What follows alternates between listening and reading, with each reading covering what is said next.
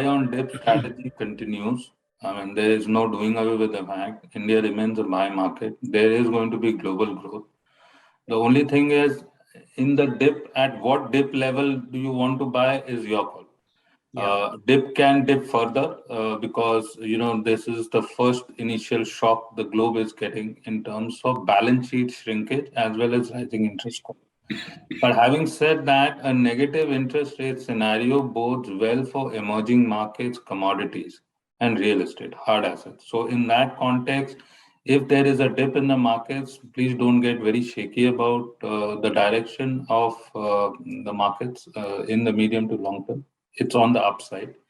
And that is why we think that, if let's say we are talking about a 15 to 20% earnings growth, on a base of 750 rupees of Nifty EPS for FY21 and 870, 880 rupees of EPS for FY22 and FY23. We are talking about around 16, 17%. And if there is, let's say, a 17,000 on the Nifty, we are broadly talking about 20 times. It's not that Nifty is trading at some 30 times. Yes, what could happen is that, there was in a very low interest rate scenario, money moved out of overowned sectors like BFSI to consumer tech in the last 6 to 12 months. And, we have adequate examples in the Indian context as well as global context. That money can again come back. So there could be, selling in consumer tech, buying in BFSI, because this is where the money actually moved out in the last 6 months. Nothing really changed as far as fundamentals are concerned in the consumer tech. Nothing really changed as far as fundamentals in the BFSI, but it was just a rotation trade. The rotation trade can just be back.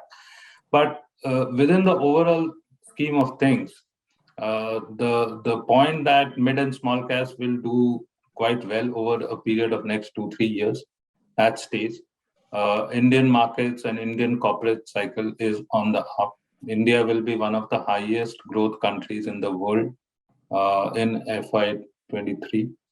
And, if valuations become cheap, the buy on dip remains. There's no need for a panic. And macro tailwinds from a flow perspective will be conducive. So that's how I would be looking at it. These are initial shocks, but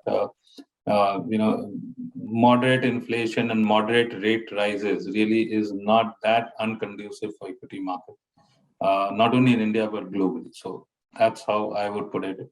And these dips have to be used effectively.